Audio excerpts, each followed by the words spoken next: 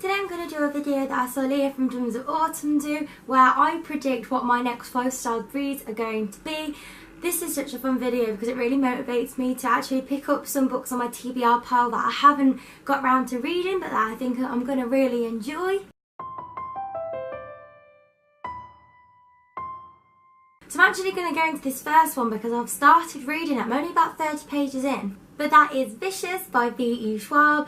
This is a book all about Victor and Eli, who are best friends in university, which I love because it's a university setting in England and they're doing their thesis in like science and all about extraordinary people and powers.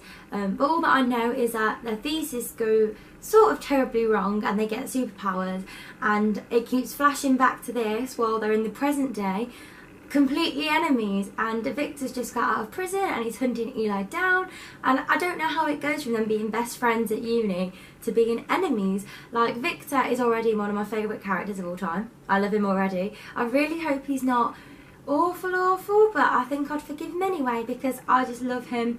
Eli is just the gorgeous one who's just so charming, but it gets under my skin a little bit. I'm not a massive fan at this point in time.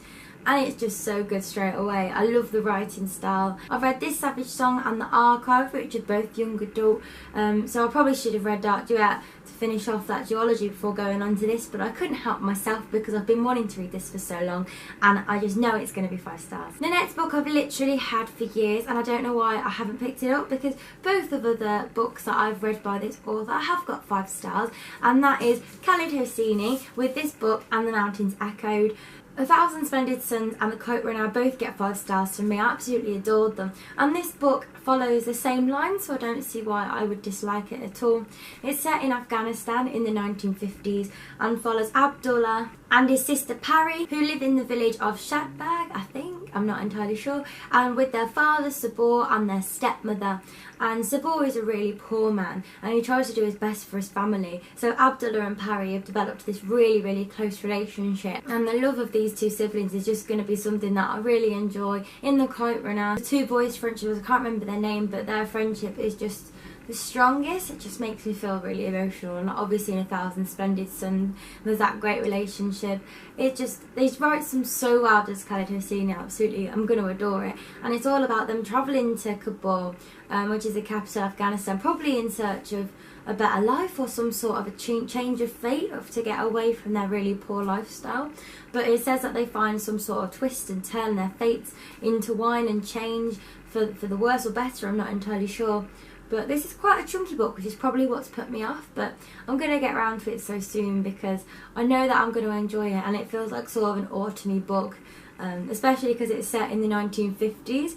It's getting away from the time settings that I'm used to, which will be really interesting to read about. My next book is actually something a bit different. It's a true story, and that is Arthur by Mikael Lindlord. This is actually about a proper dog called Arthur, and the author Mikael Lindlord is a Swedish adventurer on a racing team crossing South America jungles for 435 miles, and apparently he kicked a meatball to this poor stray little dog on the front, little mongrel, but then he just couldn't shake him for the rest of the way, and Arthur followed him, and then when he actually finally finished this race, he had to take him home. He had to fight to get him home because of like laws and like adopting dogs and all of that, but I hope he does. I think he does.